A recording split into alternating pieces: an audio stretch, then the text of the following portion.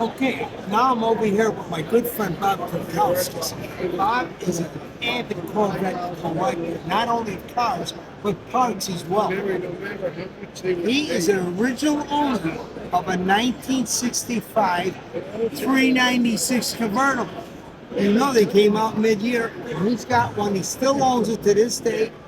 Bob, why don't you tell us about 65? Back in '65, the auto show was being held in February, and my brother and I go to the auto show, and what do we see? We see all these big block engines, and we asked the Chevrolet people if this is the mystery motor that they're introducing. They said, no, no, no. This is the production motor that is going to come in Chevrolets. So I asked the guy, is it also going to come in a Corvette? The guy says, yeah, but you're only going to be able to get the 4 1/4 horse. So I said, how soon can we order it? He said, well, you can go to the dealer tomorrow morning and order this car. So anyway, we go to the dealer and he had nothing on it.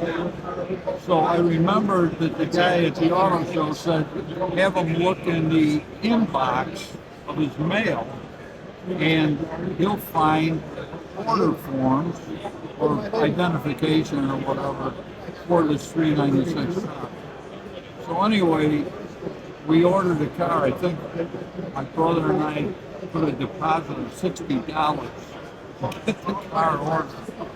And the guy calls us back the next day and he says, we need more money. So I have all the receipts. I think I gave him another $90. My brother's 19 years old at this time, so it couldn't go into his name. Even though he was putting up most of the money, I was still in school. And what happens is, I was 21, so he'd sell me the car.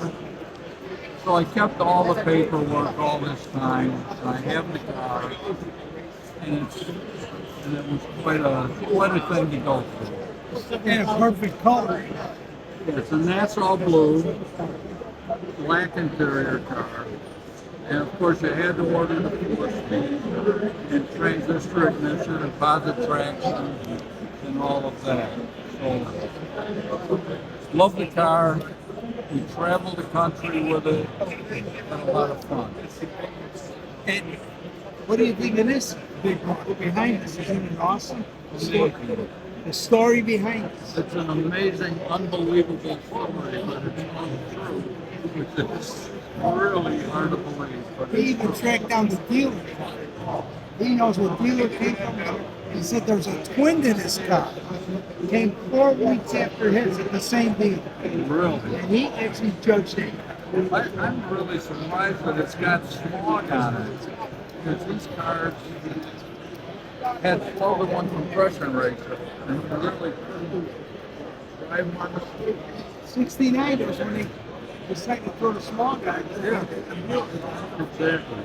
And in 70, they took it off because they were on strike and just throw the cars away. It's crazy. Really? I didn't know that. In my car, you know, it's the first thing they took off by 70. Yeah. Small. Everybody did. Now, another thing he has a passion for these cars. He has his own showroom in his house. He's got his original CR1 that he bought new. He even went to the factory with his son and helped them marriage the body to the chassis. That's a great story. And they took pictures. I have all the pictures. And I thought, this is kind of a sideline to the story, I thought that was going to be the end of my performance for General Motors. Not knowing they were going to start making unbelievable performance cars, even in 2024. Now, you have the new permitted. Right. How do you like it? Unbelievable. I've got the standard one with the convertible. convertible, 495 horsepower, 0 to 60 in 2.8 seconds. I don't know if I want to go any faster than that. Not anymore. When we were young and crazy. Oh, when I was young and crazy, I'd get the 1,000 horsepower. As always, it's a pleasure talking to you.